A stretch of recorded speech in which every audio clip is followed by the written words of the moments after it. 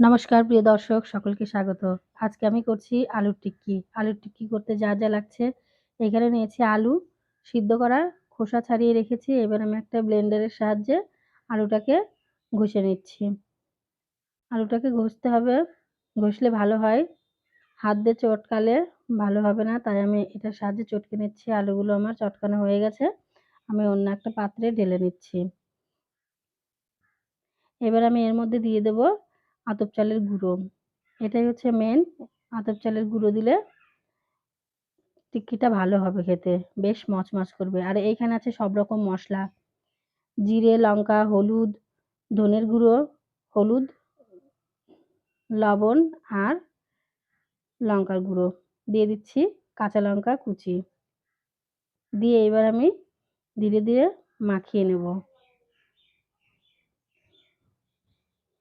বেশ চেপে চেপে মাখতে হবে। মাখাটা আমার পুরোপুরি হচ্ছে, মাখা কমপ্লিট হয়ে গেছে। এবার আমি এটাকে 10 মিনিট ঢাকা দিয়ে রেখে দেব। তো আমি ফিরে আসছি 10 মিনিট পর।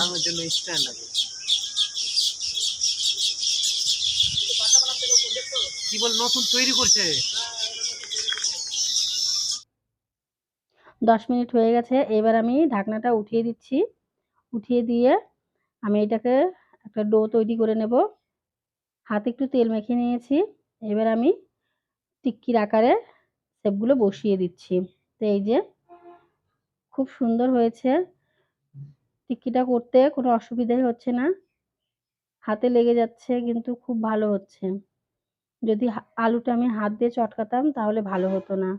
ব্লেন্ডারের সাহায্যে আলুটাকে চটকে নিয়েছিলাম জন্য খুব ভালো হয়েছে। এই যে শেপগুলো ভালো বসছে। তো আমি এক এক করে শেপগুলো বসিয়ে নিয়েছি। বসিয়ে নিয়ে এবার আমি চলে যাচ্ছি রান্নাঘরে। কড়াইয়ে তেল গরম হয়েও গেছে। আমি এক এক করে ছেড়ে দিচ্ছি। আমি এইখানে একদম খুব বেশি তেল দিইনি, যে টিক্কিগুলো ডুবে যাবে। অর্ধেকটা ভেসে আছে আর অর্ধেকটা ডুবে আছে তেলে। তো আমি এইরকম করে ভাজবো। তো এক এক করে দিচ্ছি। টকবক করে ফুটতেও শুরু করে দিয়েছে তেলগুলো। টিক্কিগুলো একদম এক পাশটাই প্রায় হওয়া হয়ে গেছে। তো দেখে বোঝাই যাচ্ছে। এবার আমি উল্টে দিচ্ছি। ২ পাশটাই আমি ভালো করে ভেজে নেব।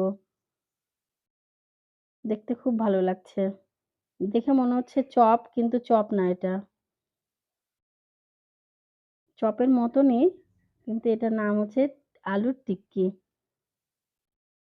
তো এই যে ভাজা হচ্ছে। তো একদম লাল হয়ে গেছে, কড়া করে ভেজেছি। আমি তুলে নিচ্ছি ভাজাগুলো। কড়া করে ভাজলে ভালো লাগবে, বেশ মচমচ করবে। মুচমুচেও হবে, ভালোও লাগবে খেতে। এইরকম করে লাল লাল করে ভেজে নিতে হবে। এক এক করে তুলে নিচ্ছি। এবার আমি আবার দিয়ে দেব। বেশ সুন্দর করে সাজিয়ে সাজিয়ে দিচ্ছি।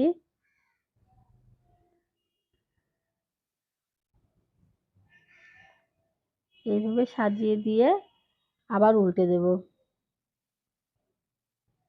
বেশি দিলেও হয়, একটু কম দিলে ভালো হয়। নাড়াচাড়া করা যায়। এই তো উল্টেও দিলাম।